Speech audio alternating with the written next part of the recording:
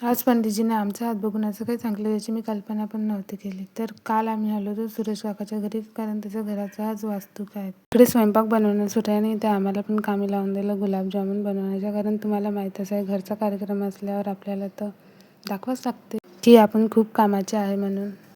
ही गोष्ट वेगळी आहे की आपण घरी काम नाही करत. ही सगळ्यात कामाची मुलगी आहे आमच्या घरून.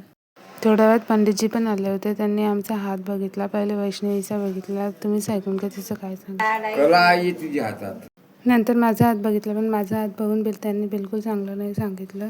थोड्या वेळात पूजा पण सुरू झाली होती.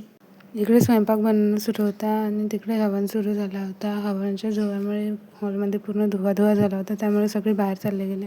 पाहुणे पण येणं सुरू झाले होते थोड्या वेळानंतर. हे आहे आमच्या घरची छोटा डॉन. इकडे हवेसाठी खूप संघर्ष सुरू आहे. नंतर आम्ही लवकरच जेवण करून घेतलं, कारण सगळेजण गावाला जाणार होते.